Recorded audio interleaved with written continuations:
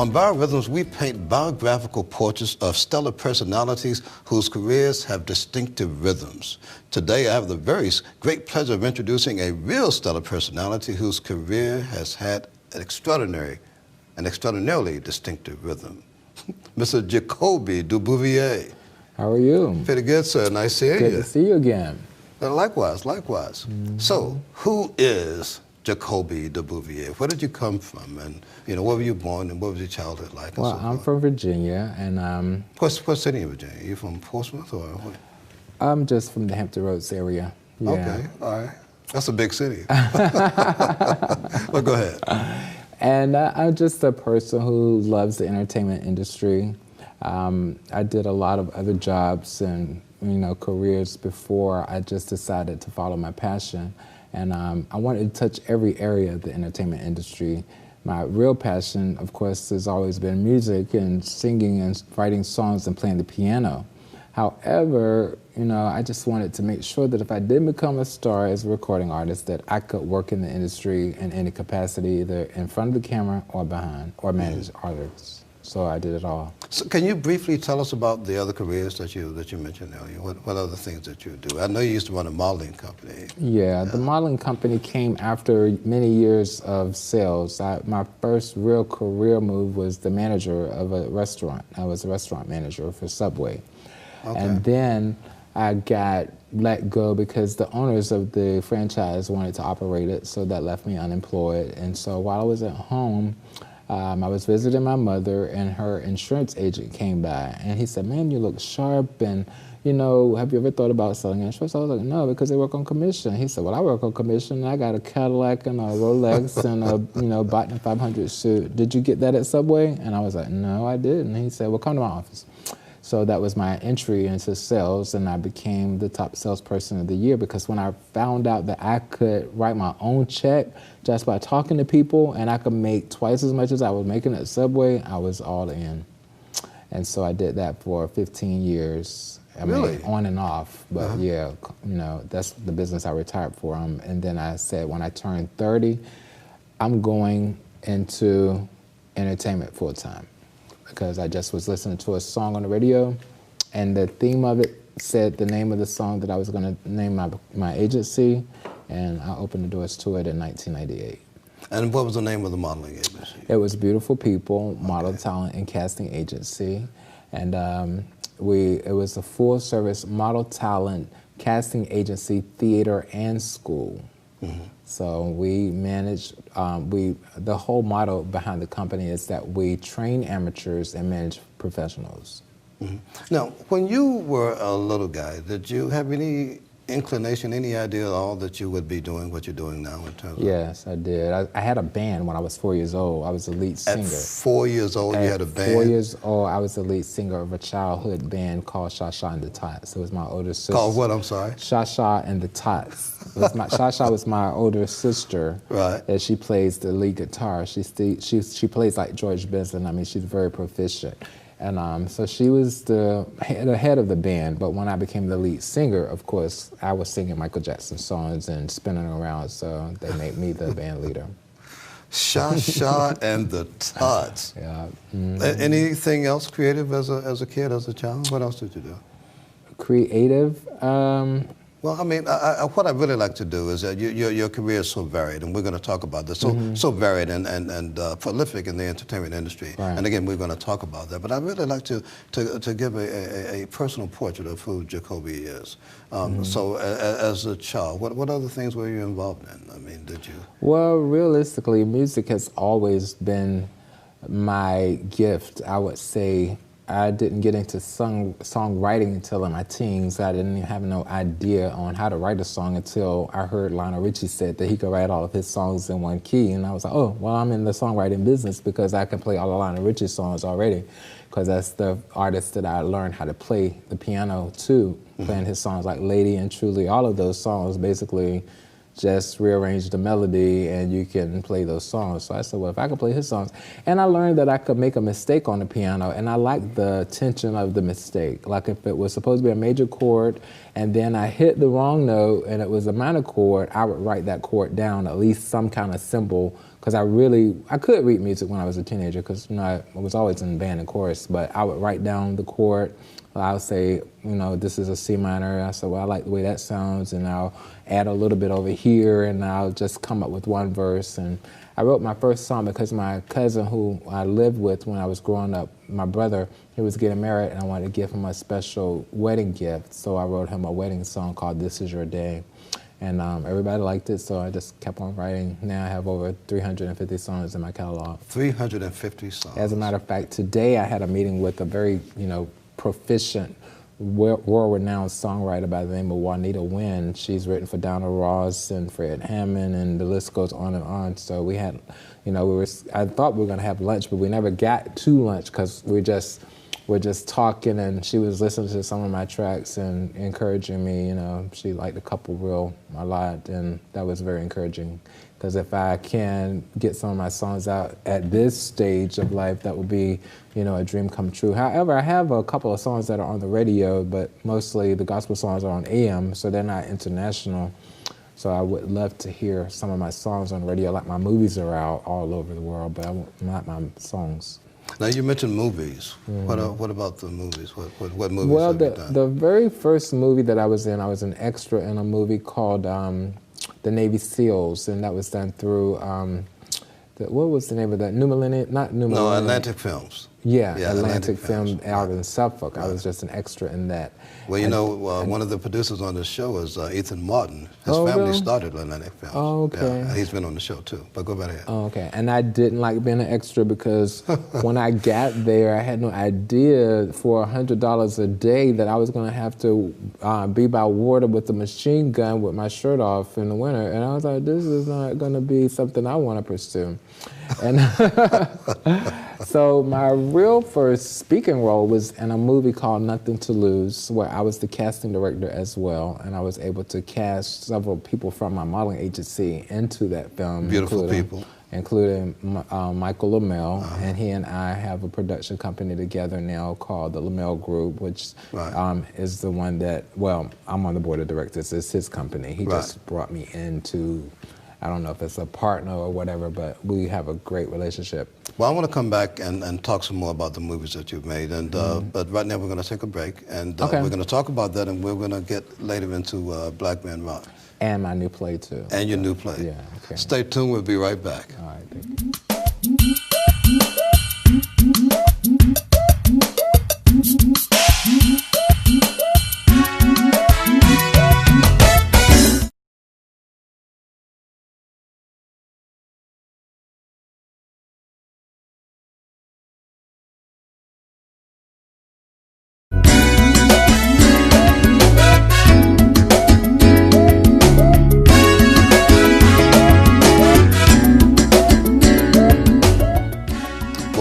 Talking to Mr. Jacobby De Bouvier. Right now talking about some of the movies you've made, including Nothing to Lose, and what else have you done? You were in Navy SEALs. Right. I did a movie with Tim Reed called For Real. I was the casting director in that as well. And I love working with Tim Reed because I had done a lot of work with him as a volunteer with his Tim Reed Scholarship Foundation for years. I would help coordinate the celebrity bash. They had a big bash for all the celebrities to come, and then I did some, fashion shows in this Portsmouth City Park with my children's theater, my children's models. So I worked with him quite extensively, with that. And both he and his wife, Daphne, were on my television show. I had a TV show for several years called BPTV. Daphne was on the show more than anybody that I ever interviewed. So it was called BPTV. Yeah, Beautiful People. BPTV, Beautiful People Television, and Tim was on there. I only interviewed him once, but Daphne, I interviewed her like 5 times. Every time she would come. Sure.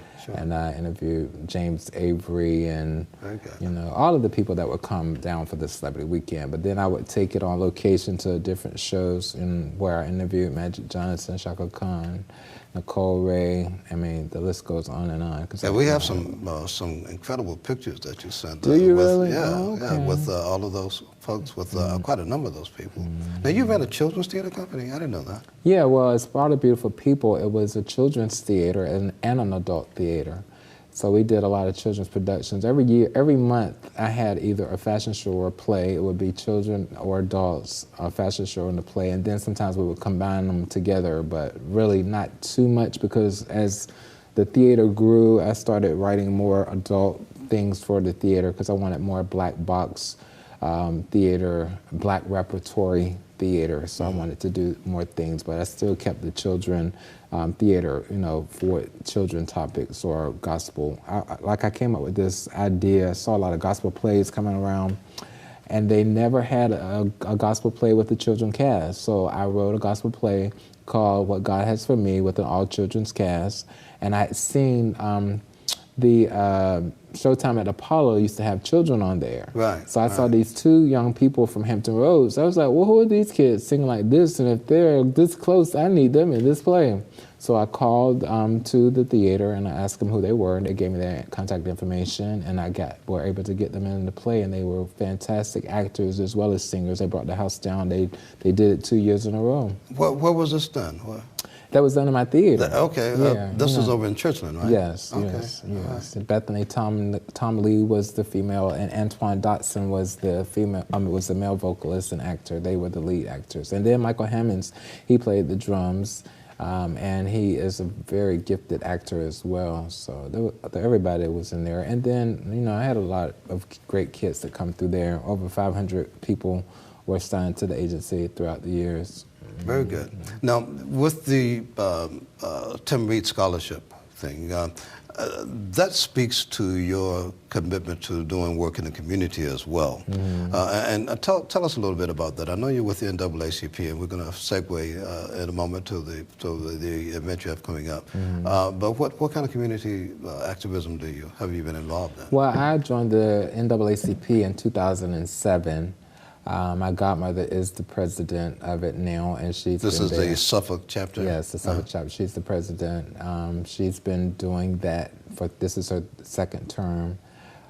So she is doing well with it, and she needed some assistance, so she called me and she was like, you got a lot of, attributes that we need, because during that time, not that the seniors, aren't valuable, but they have a way of standing neutral. So the whole association was pretty much retired school teachers. So she thought that if someone a little younger came in, some new blood, that would kind of stir things up and revitalize it a little bit. So that's why she thought that I could come in. So she appointed me the chair of media and public relations, and I was able to contract you to come and be one of our speakers one year as a result of that.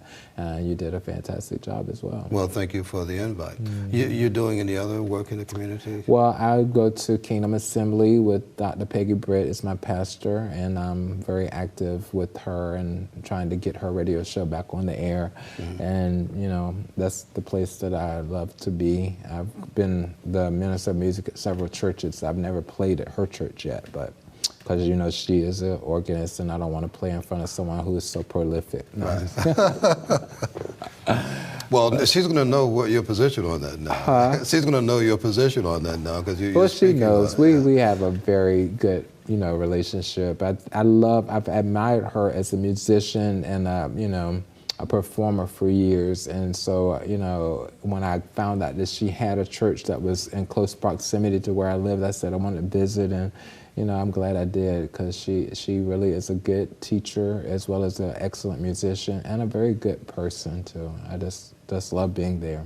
You are a very spiritual person. I know you to be, and you have a lot of community spirit. Okay, and you have done creative work in the church. So I want to ask you a question that kind of brings all those things together, but I think it's one that you can fully appreciate.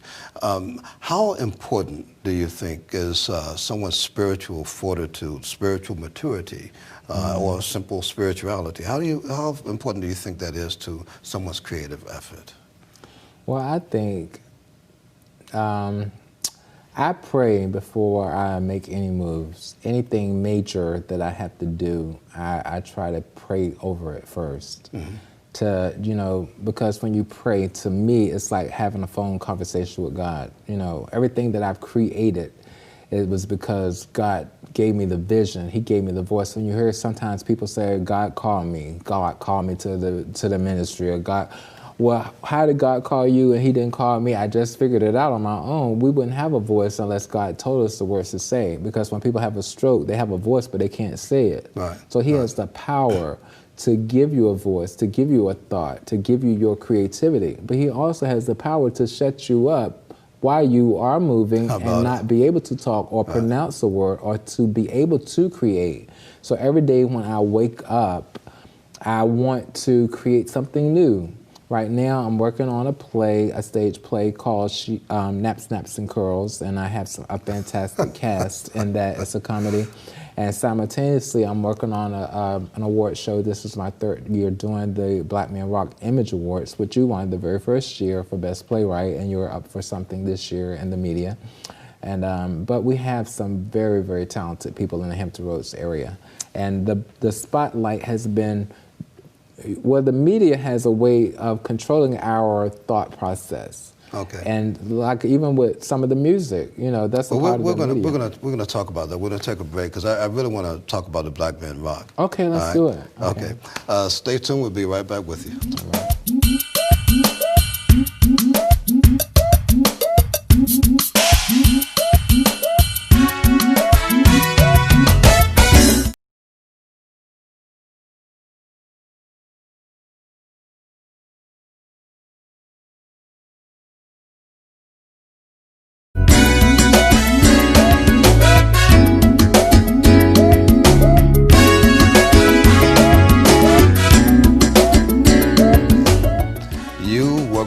Suffolk NAACP, and you do the Black Men Rock Image Awards, the NAACP Image Awards. Tell us about that. Well, I had a concept. Well, when you are in the NAACP, everything has a process. Everything has to be voted on, and most of the time, your ideas don't necessarily get approved. So I wanted to give money to the NAACP, and I wanted to do it my way. So I created this award because I see all this Black talent. I go to a lot of open mics and karaoke and venues where I just see people performing. Like, wow, if they were in Hollywood, they would have a Grammy or they would have an Oscar because their quality and caliber of talent is just that prolific. However, they'll never be able to port themselves that far, the money that it takes to go or the risk that it's going to take. So I said, well, let's just do something that is on the level of a Grammy, a celebration on our budget, of course, where we have the limousines and the red carpet and let them feel like the stars that they would be if they do take that risk and get there. And so that's how the first Black Men Rock came about. And I've always been a person that, the Bible says, speak as if it is already happening. Yes. And that's what faith is. Faith is believing that something can happen. And so all of the projects that I create, from the modeling agency to the new fragrance I have out, to the books, to the plays, to the fashion shows, the big productions, I want to make sure that when I do something in Virginia, I know that I'm no different than the creators that are in New York or LA, because I've been there and I see they do the same thing. And that sometimes I can not do it as well, and sometimes I can do it as well or better. And you want to give other folks in Hampton Roads the opportunity to I want people in Hampton Roads to get that type of glitz and glamour of Hollywood, and to be respected. I want to shift the images of young Black men not being hauled off in police cars and handcuffs, but being highlighted for their gifts and their talents. We got people like Mr. Alvin Kills, who has a big State Farm agency. We have people like you who are on the air right now, controlling the media, doing a great job. Then we have singers like Dominique Carr, who's getting a Lifetime Achievement Award. I mean, the list goes on and on. We have models, we have business people, we have actors, we have producers. I mean, there's a big gamut of people who are at the top of their game, and they need to, be celebrated. What do you think is the greatest challenge that an African-American artist, well, let me say an African-American male in this region, what do you think is the greatest challenge that an African-American male artist has in, working in this market? Well, I think that a lot of people aren't successful because they don't have the self-motivation. A lot of people have the gifts, the talent, but they're not motivated enough. And a lot of people listen to negative energy. They'll listen to people say, oh, you can't do this, or you can't do that. You can't do this, or you can't do that. And I always surmise that when I hear that, like when I speak, I mentor to youth a lot, because there are a couple of people in Suffolk that voted me to come and speak with their organization. They mentor groups in Suffolk. We spoke not too long ago at a youth breakfast. And they have their organization for Suffolk businesses. And then I initially got introduced to that by this gentleman by the name of Seiko Varner, who invited me to speak to some youth through the Omega Sci-Fi chapter. And they really were receptive, and I said, well, I want to do more of that. But what I try to tell them is that if you're raised with chickens and you're an eagle, thinking out of the box, you'd think you're a chicken for a while, because all you hear is the quack, quack, quack. You kind of look like them, but you know you're different. But you know your wings are different, but you don't know you can fly. But all you hear is bark, bark, bark, quack, quack, quack. One day, you spread your wings, and you say, I don't have to listen to this anymore. I can go anywhere in the world. So it's just how you think of yourself. And I always say that if the school systems put in some of those, a motivational book to let people set goals and have their personal coach, either by reading or listening to a motivational coach like Tony Robbins or Les Brown. I think one of the greatest achievements I've had recently was the opportunity to open up and speak for with Les Brown on the program. And that was at the Maury Center. And that just happened to happen because I always listen to his tapes on YouTube, and you know, he does have a way, because he was pronounced mentally retarded. Right. And he has a lisp, which you can't tell today, but these are challenges that he came to make $1,000 an hour. So he didn't do anything that we can't do.